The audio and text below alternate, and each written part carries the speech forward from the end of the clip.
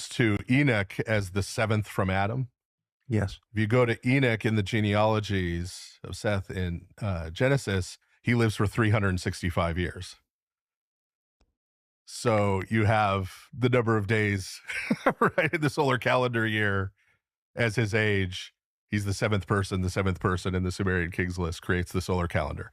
So there are some sort of encoded connections going on with those numbers.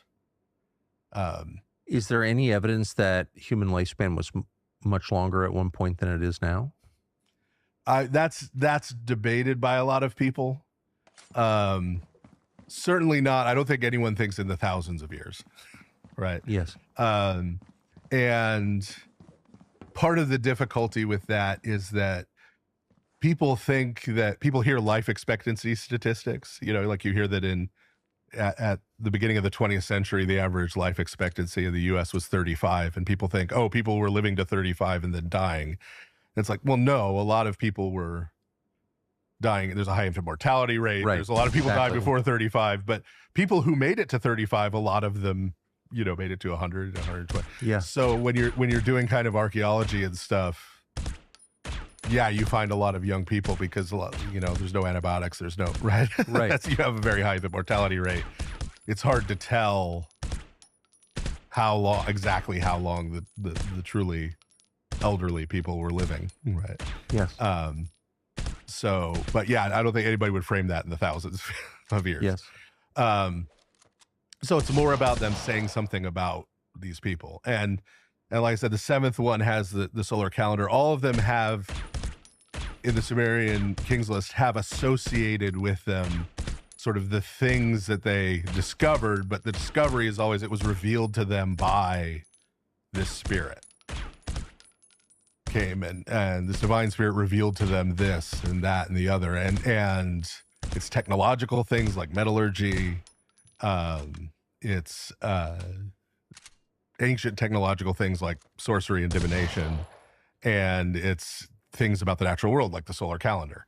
But the ancients believed that technological advances came to them from the spiritual realm. Right. That's where it's coming from. But that doesn't happen at all anymore. Well, this is sorry. Yeah. No, this is part of the larger discussion, and this is. But nuclear technology definitely didn't come from the demonic. Well, this is exact. So, within the framework of how the ancients understood it, and this is the ancients going all the way late antiquity, and this is frankly maintained in the Orthodox Church. So, the mind, the Greek word that's usually translated mind is nous. It's transliterated N-O-U-S.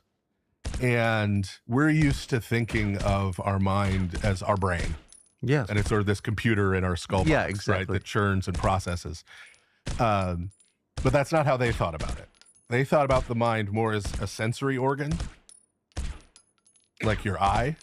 Yes. So you'll see it referred to as the eye of the heart or the eye of the mind. And that the mind sort of perceives the spiritual realm. And so ideas are like sights or sounds or smells. They're not produced by the brain, right? They're not produced by the mind. They're received by the brain. They're received by the mind. Yes. Right? And so they come from outside. Right. But that's the experience of people who are paying attention now, even. Like, who hasn't had that? Right. And I've never met anyone who had the experience of generating a thought. Right? Like, what are the steps from not a thought to a thought? Right? That's such a deep point. Yeah. So, yeah. And so these things come from outside.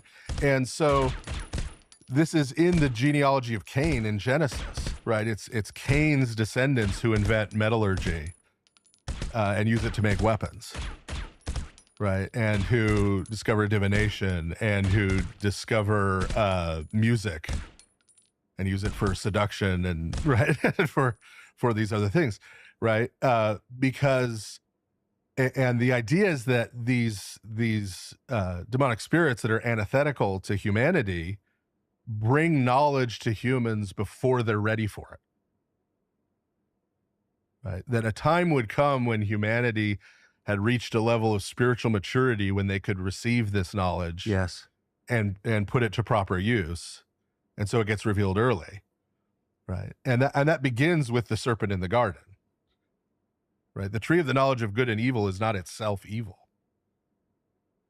right? So Adam is created, humanity is created innocent, right? But innocent like a child is innocent. And created for this purpose, created in God's image in order to grow into his likeness. Yes. And so a point of maturity would have come where humanity could have had the knowledge of good and evil and been able to make right good choices, because God has the knowledge of good and evil. Yes. Right? He knows what good and evil are. And this is the way the phrase the knowledge of good and evil is used throughout the Old Testament. It's used to refer to a child coming to sort of what we would call the age of accountability, coming to the age where they understand good and evil, right and wrong. And so the serpent comes and promises, the devil comes and promises, no, God doesn't want you to have this because he doesn't want you to be like him. Here's the shortcut. Get this knowledge now before you're prepared for it. And that brings about destruction. So yes, right. The atomic bomb is revealed to man. We don't use it as a carbon neutral source of electrical energy, right? We use it to make a weapon. And I don't know if you're aware of this or not, but Nagasaki was the most Christian city in Japan. I'm highly aware of it. I'm highly aware of it. And yes. it's one of the first things it gets used for. Yes. Is to wipe I'm out. fixated on it, actually. Wipe out most of the Christian population of Japan. So they zeroed in on a church. Yeah. Yeah. So, and that infuriates people when you say it, but it's true. Yeah. So that's a pattern, right? And so, yeah, that is the understanding. And so they're not, the promise is always, oh, I'm going to give you the secret knowledge. This is going to give you power. This is going to give you control. This is going to give you influence. This is going to give you X, Y, Z, right? But ultimately, it ends up being toward humanity's destruction. Yes. Cost of living is already making it hard to live here, and it's not getting any better. Unfortunately, it's likely to get worse, and a lot of Americans fill the gap with credit cards, not just for fancy dinners, but to cover things like groceries and bills. That is a disaster. It's understandable, but don't go down that road, because there is a tax, in effect, a survival tax of 20% interest or more. Why would you do that? Why would you hand money to the big banks when you could keep it for your family? Our friends at American Financing have a better way. If you're looking to buy your first home or refinance your current one, they're helping Americans achieve the dream of homeownership with monthly mortgage rates currently in the 5s. American Financing saves its customers an average of $800 per month. That's nearly 10 grand every year back to you. This isn't just a loan, it's a total financial reset. So debt is tough, but there's a smart way to do it and a reckless, self-destructive way to do it, credit cards. And so we recommend American Financing. They're salary-based, not commission-based, which means they actually work for you, not the banks. They're called America's Home for Home Loans for a reason. Call 800-685-5696, 800-685-5696, or visit AmericanFinancing.net/TalkBucker. So to go back to the Nephilim, Yeah. The passage in Genesis we're referring to, which is just a couple sentences long, I think, is explaining why God sent the flood. Why does all of this have to be destroyed? Yes. Why does peak civilization, peak technology have to be destroyed? And those two, can you summarize what it says? Yeah, so it refers to the Nephilim as the men of renown. Men of renown. So it's referencing these kings, these ancient kings. Right, okay, the people in charge. Who were looked at as heroes, as divine heroes by these post-flood pagans. Yeah. Right, look back to them as, these were the leaders of the golden age. These are the great figures. These are the spirits we want to emulate, right? These are the people we want to be like, the great heroes. And instead, Genesis casts them as these evil, wicked tyrants and thugs who are leading people to destruction, to chaos, right? Genesis says that it gets to the point where every thought of humanity is always evil all the time, right? That's Yeah. and these people are actively leading humanity in that direction. It's not just coincidence, right? Yes. They're teaching this, they're embodying this, right? And so when you have a person who are calling a giant or a Nephilim, we're talking about sort of a fully demonized human.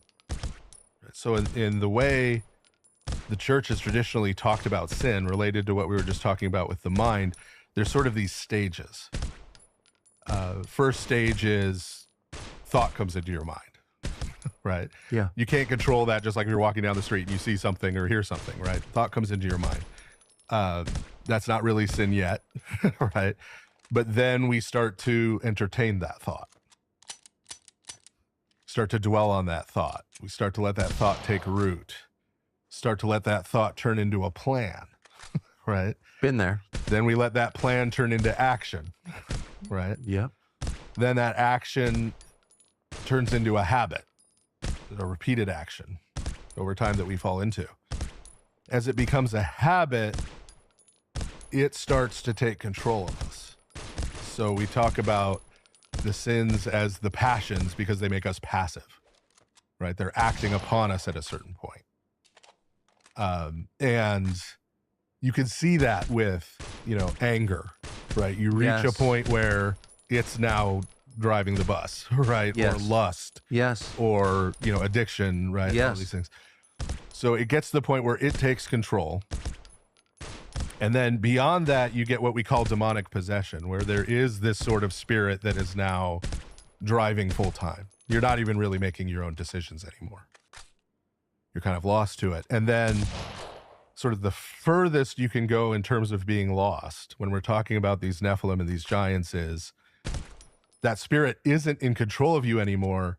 You just agree with it. You're on board with that sort of demonic spirit deliberately. You're rejoicing and enjoying, right? Sort of the chaos and the destruction and the wickedness. And by the grace of God, there's relatively few of those people, right? But they do exist. Do you mind if I just pull up the passage? Because Yeah. there's one Yeah. part of it I want to ask you about, Sure. which you haven't addressed, which is just how different the Nephilim are. I mean, they're substantively different. They're genetically different right. from people. And I think this is the most evocative or the most interesting, the weirdest.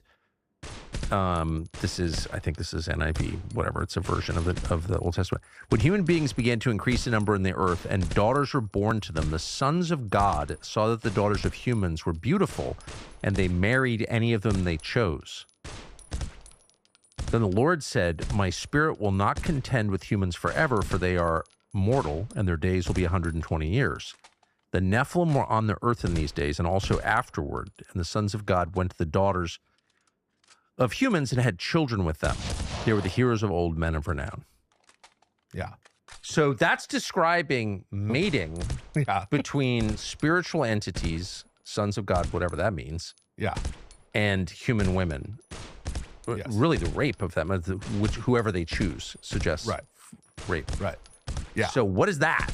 Yeah. So, sons of God is used, for example, in Job. This is referring to a group of, and what we would call angelic beings. Yes.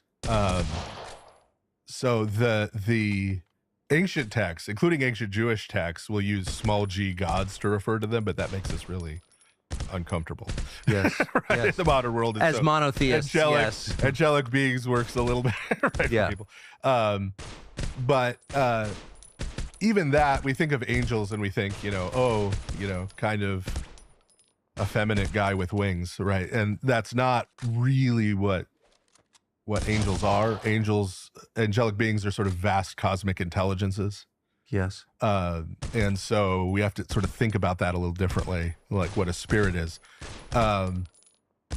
But yes, this is talking about them having intimate relations, right, with human women, and that is involved in the production of these people, right, of the giants who we were The Nephilim. talking about, right, and their sort of reproduction, right, on the earth. And Okay, so that's a different genetic profile. They're not fully human. right, and so this is Now we're getting yeah. freaky. Yeah, this is also an inversion, right? Because of course, the from the pagan perspective, they would say these people are part divine, right? Yeah. So the Epic of Gilgamesh is 2/3 divine and 1/3 human, right? According to the Epic of Gilgamesh, and there's a text called the Book of the Giants that we found among the Dead Sea Scrolls. Huh. That's not part of the Bible, but it includes a list of the giants, a list of the Nephilim, and Gilgamesh is one of the names that's listed there. So this was a very deliberate, right? This isn't just incidental. And this was in Qumran. Yeah. And so this is, a millennium later, but they still have Gilgamesh in mind as one of the... So this is right at the turn of the last millennium. Yeah. Around the time of Jesus. Yeah. So and that, of course, was part of why they were so great and so good and so admirable and why they had this secret knowledge. And so this is turning that around and saying, no, they're 2/3 demon, essentially. They're 2/3 unclean spirit. They're 2/3. But this idea, just like the fact of it, that entities from the spiritual realm, non-human entities, whatever they are, however we're going to describe them, lower G gods, angels, demons, whatever, that they can mate with human beings and produce not fully human replicas of human beings who can walk among us and rule over us. Like, this is a biblical principle? Yeah, well, yeah. But what this sort of corresponds to, right, if we had a time machine and a GoPro, is that there were these particular rituals that were happening that were involved in the production of the next king. And this happens after the flood too. And one of the big clues to this that's in the Old Testament is there's this figure who shows up after the flood, after the Exodus, Og, the king of Bashan, who is described as the last of the Rephaim in scripture. And who exactly the Rephaim were, we sort of weren't sure. The word pops up a few places, other places in the Old Testament. In Isaiah, the text that's traditionally understood to talk about the fall of the devil from heaven talks about, as he's thrown down into the underworld, the Rephaim rising up to meet him. So there are these few places. There's Psalm 88 talks about, will the Rephaim arise and praise you? And it's talking about in the underworld. It's talking about would they praise God? The answer being assumed no. But we now know exactly who they were because in the mid-20th century, we discovered the city of Ugarit, which had been destroyed in the Bronze Age collapse around 1200 BC and lost. Nobody knew it was there. Nobody knew it existed. It was discovered, and we discovered a library of texts there in a language that we now call Ugaritic after the city. Where is it? Pardon me. It's in Western Syria, just above Lebanon, just north right, of Lebanon. In Ras Shamra is what it's called now. And we found this library of texts.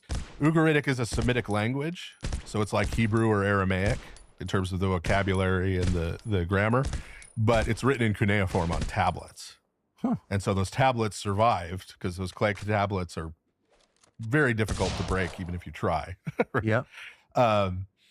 And in there, it shed a lot of light on the Old Testament because, as I mentioned earlier, there's a lot of words that only appear once in the Hebrew Old Testament, but we now have cognate words in Ugaritic that help us understand some of these things. But one of the texts there is a ritual text for when the king died. And when the king of Ugarit died, they did this funerary ritual where they offered sacrifices and did what is essentially magic, right? Ritual magic. to try to ward off the Rephaim, who were the spirits of these dead ancient kings, so that the king who had just died could pass by them safely to get into the underworld. And so that then showed us, oh, okay, well, so that's what Isaiah is talking about. That's what the Psalms are talking about, the spirits of these dead kings. And so Og being the last one, right, who's alive at the time of the Exodus, he's one of these giants. Deuteronomy describes his bed. It randomly says, talks about Og being slain by the Israelites. Him being slain is talked about in Numbers and Deuteronomy and in 2 different Psalms. They sing about how great it is that Og, king of Bashan, was slain by God through the Israelites. And they say, Og's bed, he's had this iron bed, and it gives the dimensions. And you're sort of like, well, that's a random fun fact. Og slept here. And the dimensions are huge. So you're like, okay, he's a giant, right? But we found a ritual bed of the same measurements in the great ziggurat of Enemenanke in Babylon. Iraq. Yeah, in the city of Babylon. And that ritual bed was used in these sexual rituals to produce the next king. So this is not just saying Og was tall. This is saying Og came out of this sort of sexual ritual, and this would involve what were called at the time shrine prostitutes. These were enslaved women who were sort of used as vessels for, they would be seen to be possessed by this spiritual entity. And then there would be sexual relations with the king at the time. So the king at the time was seen to be as part divine and part human. We have this woman who's possessed, and then she is human. And so you get the 2/3, 1/3. There's sort of 3 parents. So right? the temple prostitute would be the mother of the new king. Right. And the idea was because she was possessed by spirits, those spirits would infuse the new king. Right. Right. And that's sort of, and so birthed by that. Right. So it's the son of the previous king who was divine and the son of this lowercase g God. Right. And so that ritual, it was common throughout the ancient world. After the rise of Christianity, it was still common. You see it in places like Asia. The Khmer Empire in Cambodia had a version of this. Really? Yeah. And then the most recent example is Japan, right? Where the most civilized, technologically advanced, yes. rational country in the world? Yes. Really? That's in ancient Japan? Well, up technically still currently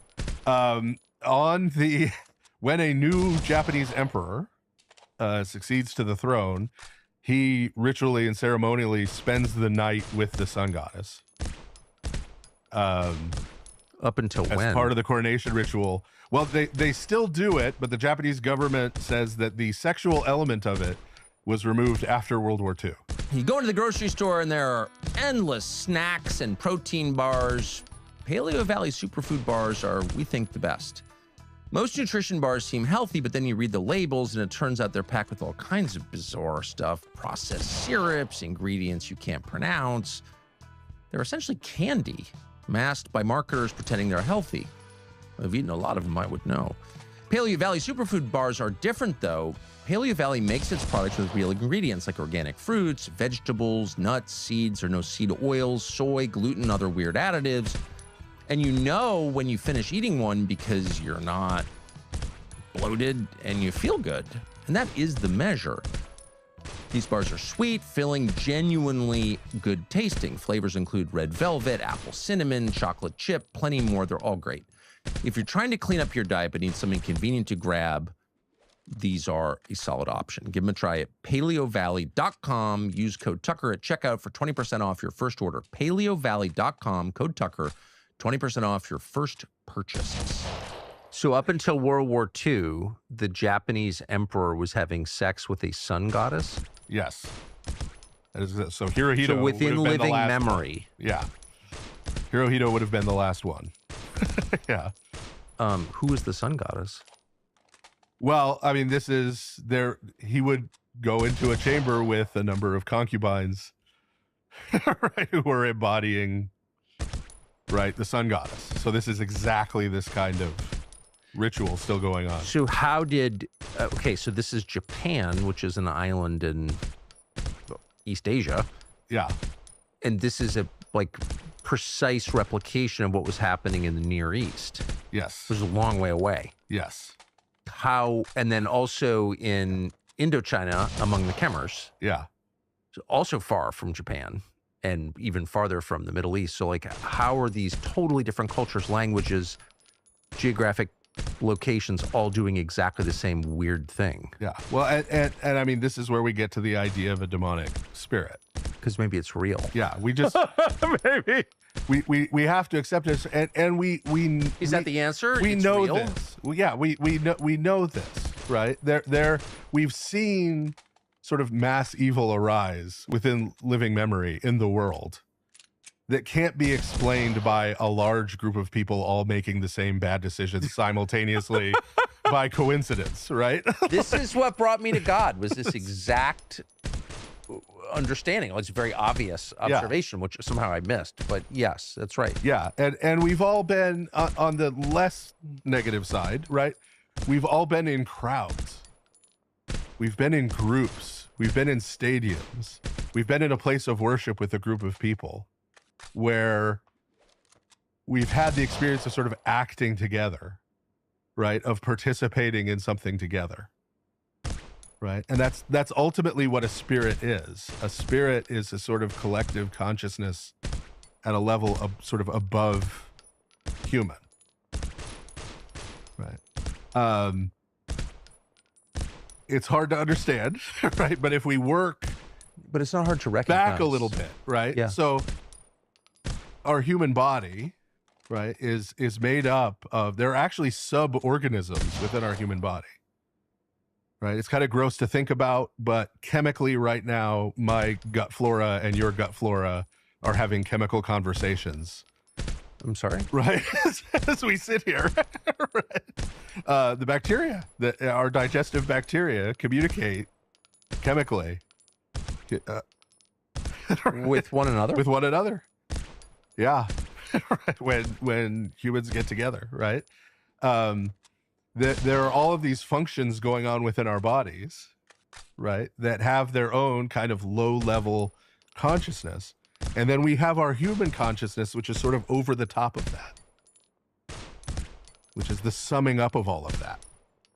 And so when we talk about angelic beings or demonic beings, we're just talking about a level of consciousness that's then above the individual human. But they're not projections of the individual human. They exist separate and apart from the They exist separate apart, and we participate in them. Right. But we don't create them. We sort of embody them in the world. Right. We come to be. This is what God created humanity for originally. Right. So he said earlier, Adam is created sort of innocent at the beginning of this journey to grow into the likeness of God. The way he would do that is by functioning as God's image in the world. So in Genesis 1, the 6 days of creation, the first 3 days, before that starts, God says, the problem is that the earth is formless and void. In Hebrew, it's tohu wabohu. Tohu abohu? Tohu wabohu. Yeah, it rhymes and and it means basically it's formless or chaotic, it's disordered, and it's empty. And so in the first 3 days, God sets it in order. Right? So he separates the light from the darkness. He separates the sky from the sea. He separates the dry land from the sea. So he places everything in order. And then in the second set of 3 days, days 4, 5, and 6, they correspond, right? So day 4, he's already separated light from darkness, sun, moon, stars, right? Sort of the bodies. He's already separated the sky and the sea. 5th day, he fills the sky with life. He fills the sea with life. 6th day, he creates land, animals, and man, right? Because on the 3rd day, he had separated. So He's taking care of those, but then he says to man, when he's been created, fill the earth and subdue it. And what is that two-part command? Subdue means to put it in order, right? And fill it with life. And so humanity is created to sort of continue that work of God in the world. That's the purpose. To continue to participate in what God is doing in the world. That then transforms humanity. So, positive example of this. God is at work continually in the world, loving every human person. When I go and I show love to my neighbor, that love's not coming from me.